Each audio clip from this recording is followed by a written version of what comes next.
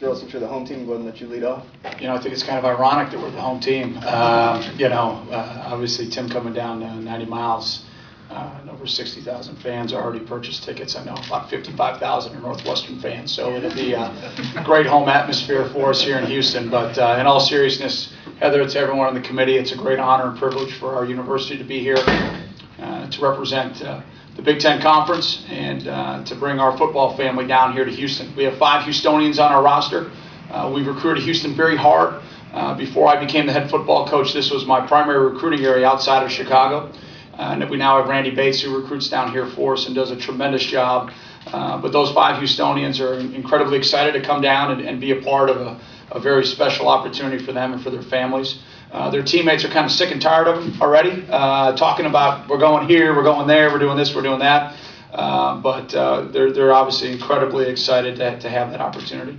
We've got one of our very best to ever wear the purple and white, play now for the Texans, Sherrick McManus.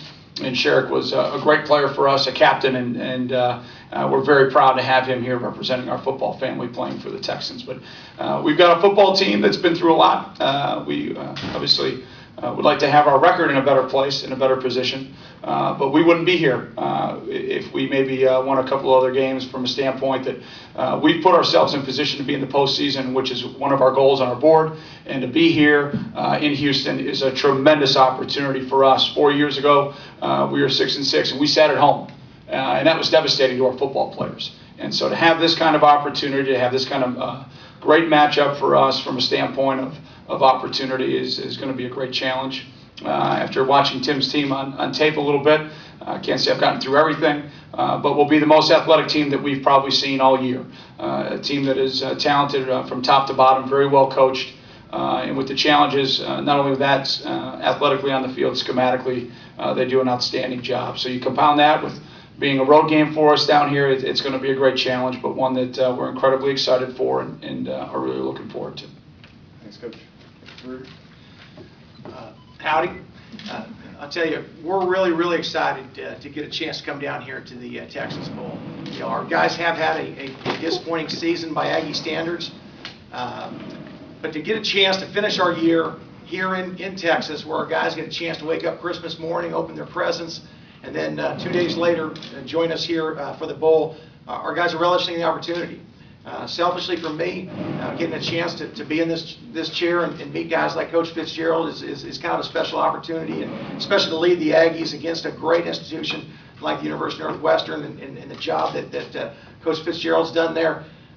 We're looking forward to the opportunity. Now, Coach is going to talk about being the road team, but they didn't fare too badly a couple weeks ago when they went to Lincoln and beat the number 10 Nebraska Cornhuskers. So our guys are well aware of that. They do a tremendous job coaching. They've been in the same system now since Coach has been there. Very consistent, very well coached, and we're looking for a heck of a challenge, but we're ready to meet that challenge come the 31st. Thanks, Coach. Go ahead and open up for any questions. Since both of these gentlemen probably don't know a lot of you guys, go ahead and just introduce yourself before you ask questions, but we'll open up to any of you guys that have questions. Chris.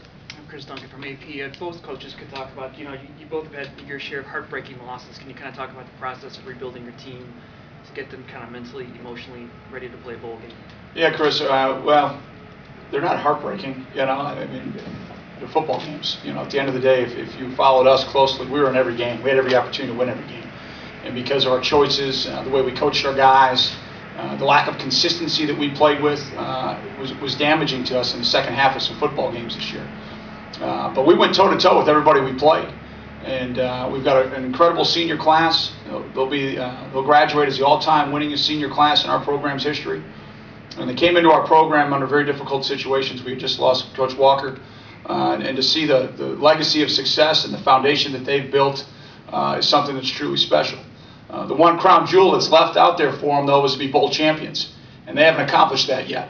And so I'm reminding of that frequently. And I really don't need to. Our media up in Chicago, they remind me every day. So, but it's going to be a great challenge for us. We understand that. But we've got an incredibly hungry and motivated team. I mean, to have this opportunity for us is really special. It really is. I mean, again, a couple of years ago, we sat at home at 6-6, and that was tough. That was really tough.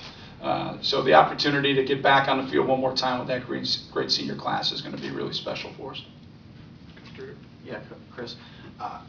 Yeah, I don't know if I would call it heartbreaking either, but we've obviously had some gut-wrenching losses, particularly that last one. But when you lose 2 games in overtime, another one on a last-second field goal, nobody feels good about it. I mean, we've been in those games, and I guess similar to Coach Fitzgerald's teams, have not been consistent enough to make those 1 or 2 key plays to make a difference in a ball game. Our players still feel like nothing's changed from preseason, and we've talked about this, that we have the talent, we've got the ability to be a team that can play with anybody in the country. And we've got to put it together from a consistency standpoint, and if we do that, we can play with anybody in the country. We know we're going to have a tremendous challenge, and that's what gets our guys going every week. Yes, we'll have a gut-wrenching defeat, but they know that next week we've got another opponent that's going to test us for everything we have, and we've got that one more time in Northwestern. And when I met with the team on Monday, they were excited about who we're playing because they know this is a tremendous challenge. A team from the Big Ten that competed with everybody and that had beaten a top 10 team on the road. Our guys are just looking for that one more opportunity to finish this thing for the seniors the right way and really kick off 2012 for the young guys. Questions for both of you. Dan Matthews from the Sports Radio 610 here in town. I mean, you touched on recruiting a little bit with this game, but obviously, can you expand on that with playing in an NFL stadium, national television, and a bowl game? Well, for us, coming down here to Houston is a huge opportunity from a standpoint of getting our brand out here, maybe a little bit more than it typically is. I'm sure you guys talk about Texas A&M quite a bit here, so to be able to get some market share in a city that we've got a great alumni base. And also, like I said, it's a city that we want to recruit every year. We've had as many, I think, as 10 Houstonians on our roster. So it's number one, outstanding academics. Number 2, outstanding coaches and very talented football players. And Big Ten football with a lot of Midwestern folks that have moved down here for business. It resonates. Our academic reputation and the success that our young men have had that have come up from the city of Houston have all been productive on the football field, have all walked out of our university with a degree in 4 years and some a master's degree, and have used our alumni network to come back down here and become gainfully employed if they haven't gone on to play in the NFL. So once we leave Chicagoland, we're kind of going to a few areas in recruiting, and the city of Houston is one of those for us. We've seen a big spike over the last 3 years in our postseason performances, although we ended up on the short end. Young people watch bowl games, and going back 3 years ago when we played in San Antonio and played in an overtime game against a very good Missouri football team, very similar to A&M, ranked in the top 5 or top 10 in the country preseason, and just it was an outstanding football game. A couple years ago, we go and play Auburn into overtime. And had every opportunity to win the game. I make a bad call and we lose at the end, and away we go. And then last year we had a chance again. We got the ball to go tie the game up at the end. So I think from a standpoint for us, to play in the postseason for recruiting is obvious, and it's been a big spike in like I said, market and brand awareness for recruits, especially here in the state of Texas. For us, this is our second bowl game in 4 years in the state of Texas, or third, excuse me. I'm sorry.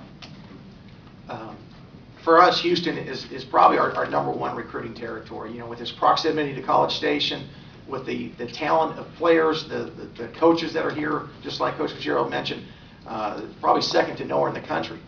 And for us to get a chance to play here in front of those high schools, in front of those coaches, we'll have open practices. We'll have an opportunity where they can come and take a look and see what we're all about. And our fan base here in Houston, I think, is as big as anywhere in the country, let alone the state. And so to get a chance to play in this bowl game in front of our players' families and friends, and then, of course, the tremendous Aggie alumni network, it's a great opportunity for our guys. And if we're not going to get a chance to play for that last game in New Orleans, this is a great consolation prize for our players. Coach, you could kind of talk about what the last few days have been like around the A&M program. I don't know if chaos is the right word or whatever, but I mean just the distraction, and then how you'll kind of divide responsibility for the bowl game. Well, it's been different. I've been on the road recruiting, so I haven't been in the hornet's nest, I guess, around College Station, but we're really in a different time now compared to just a few years ago with Twitter and internet and all the stuff going on. When I left on Monday, when we met with the team, my big address to them was, let's take care of the things we have control over. There's going to be a lot of speculation and a lot of noises outside the program saying this and that, but we have no control over that. And so with our staff and with our players, our sole drive is, one, to get our players through our finals right now, do as well as they possibly can. We'll start practice on Saturday. We'll have a practice Saturday morning, then they'll finish up finals early next week. And then once we get into our bowl practice schedule, we're going to be single-minded. And our coaching staff's going to be that way, our players should be that way, because that's the only thing we have control over. As far as delineating responsibilities, Jimmy Turner will call plays for us. Our offensive staff really comes with game plans as a conglomerate anyways. That won't change. He'll obviously have input from Tom Rossley, who's been our pass game coordinator, and then Randy Jordan and Troy Walters, who also work with the run and pass. But it'll be a conglomerative effort. Those guys will call the game, and all still be in charge of the defense. Would you like to get some closure? The sooner the better, as far as like the coaching situation? Well, I guess from the standpoint of not having to address the issue, that the closure would be good. But really, it doesn't affect us. I mean, we know what we have to do for this bowl game to win. I know what we have to do to get this team ready to go. And whether there's a question outside, who's going to be the ultimate head coach or not, it really doesn't affect our players. It does when there's a lot of question, but it's nothing within our control, and we're only going to worry about the things which we can control. Coach, I'm sure playing a Big Ten team, you're hoping to get away from those high-power offenses in the Big 12, but this team is number one in passing in the Big Ten. How do you prepare your team for facing another good offense? Well, it looks like they can come right into the Big 12 and compete right away. They fit a lot of ways, at least from what I've focused on the offensive side. They do a tremendous job with their attack. They spread you out. They have the quarterback who not only does a great job of leading and throwing the football, but he adds that extra hat that you have to worry about because he's effective in the run game. Very similar to a lot of the attacks we've seen in our league. So the good news, bad news of it is our guys will be used to a similar version of this type of attack on defense. That's the good news. The bad news is they do such a great job of coaching it and executing it. So it's going to be a tremendous challenge, but it's one that I think our guys at least will have a little bit of familiarity with. Are you expecting Cyrus Gray to play in the bowl game? It's going to be up in the air right now. I talked to Cyrus the other day. He intends to, but we'll see. He won't practice on Saturday. We're going to try to get him to where he can practice as we get closer.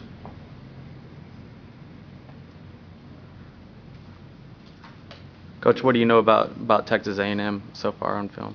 Well, I've had a chance, again, I've been traveling like Coach has, recruiting and running around going to the Hall of Fame and whatnot on Monday and Tuesday in New York. But first of all, very talented. When I watched him on offense, a team that has obviously a lot of pro stamps all over it from a standpoint of formations and schematics. Very talented on the outside with great speed. Tannehill is one of the more dynamic quarterbacks maybe that we're going to see from a standpoint of can do it all. Really impressed by him. I know a young man that I think earlier in his career played wide receiver, and to watch that growth as a quarterback, very similar to some of the young men that we've seen that has that dual threat capability in our conference.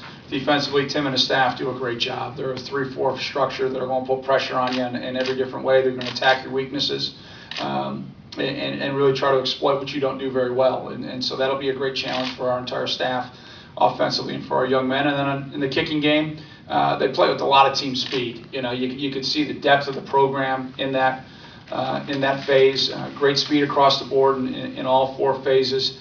Obviously a big block field goal against Texas Tech, and things of that nature that turned around some games. So very schematically sound and very disciplined.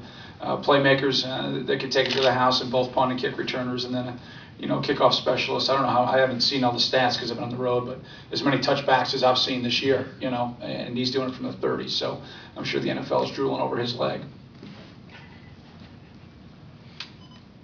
Any other questions, guys?